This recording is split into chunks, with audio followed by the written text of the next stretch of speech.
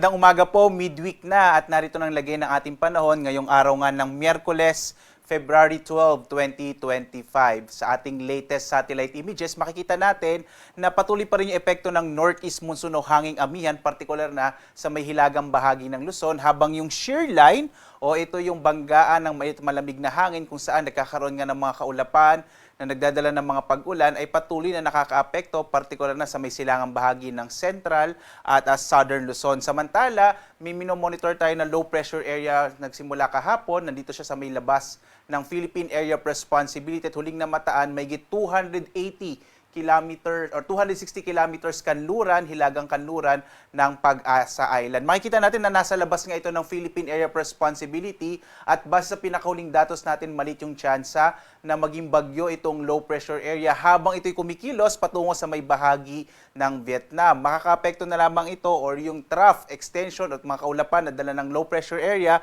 ay nakakaapekto partikular na dito sa may katimugang bahagi ng Palawan. Samantala, malaki pa rin yung tsansa ng mga pag-ulan, partikular na sa may silangang bahagi ng Southern Luzon at Central Luzon dulot ng shear line, habang ang iba pang bahagi ng Luzon ay patuloy na makararanas ng mga isolated o pulong-pulong mahihinang pag-ulan. Dito naman sa Mindanao, makikita natin maraming kaulapan na dulot naman ng easterlies o yung hangin nagbumula sa karagatang Pasipiko, kaya medyo maulap ang kalangitan sa bahagi ng Mindanao na may mga kalat-kalat ng mga pag-ulan, pagkid at pagkulog. Tingnan natin dito sa may Luzon, makikita natin ang epekto pa rin ng shear line ay magdadala ng mga pag-ulan, partikular na sa Aurora, sa Quezon at sa Isabela. Muli, yung shear line nga natin ay may mga dalang kaulapan ng patuloy na magdadala ng mga pag-ulan, partikular na sa may silangang bahagi ng Central Luzon at Southern Luzon. Samantala naman, ang Cagayan Valley Region, labing bahagi ng Cagayan Valley Region at Cordillera makararanas ng mga mahihinang pag-ulan dahil sa epekto pa rin ng northeast monsoon o amihan. Samantalang yung Ilocos Region at iba pang bahagi ng Central Luzon, generally fair weather ngayong araw na may mga isolated light rains o mga pag-ambon na mararanasan. Samantala, sa Kamaynilaan at sa nalabing bahagi ng Southern Luzon, yung Calabarzon, Mimaropa at Bicol Region, makararanas naman ng isolated rain showers and thunderstorms. Significantly na mababawasan na po yung mga pag-ulan, partikular na sa bahagi ng Bicol Region ngayong araw. Agwat nga ng temperatura natin sa Lawag, 24 to 32 degrees Celsius. Sa Baguio, 15 to 24 degrees Celsius, habang sa Tuguegarao, 22 to 29 degrees Celsius. Sa Metro Manila, 24 to 31 degrees Celsius. Sa Tagaytay, 21 to 29 degrees Celsius, habang sa Legazpi, 24 to 31 degrees Celsius.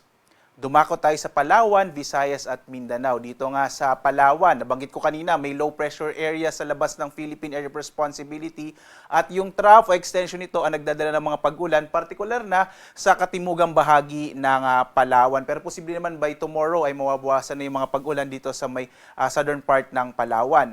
Agwat ang temperature sa Calayan Islands, 24 to 30 degrees Celsius, habang sa Puerto Princesa, 24 to 30 degrees Celsius.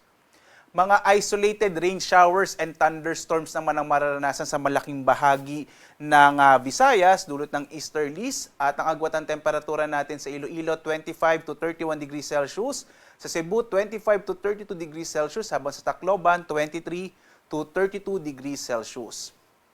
At dulot din ng easterlies, malaking bahagi, makikita po ninyo, malaking bahagi ng Mindanao ngayon ay magkakaroon ng maulap na kalangitan at malaki yung tsansa ng mga kalat-kalat ng mga pag-ulan, pagkidlat, pagkulog. Mag-ingat sa mga potensyal ng mga biglang pagbaha at pagguho ng lupa, dulot nga ng mga pag-ulan na epekto ng easterlies sa may bahagi ng Mindanao. Agwat ng temperatura ng Zamboanga, 24 to 33 degrees Celsius, sa Cagayan de Oro, 25 to 30 degrees Celsius, habang sa Davao, 25 to 33 degrees Celsius.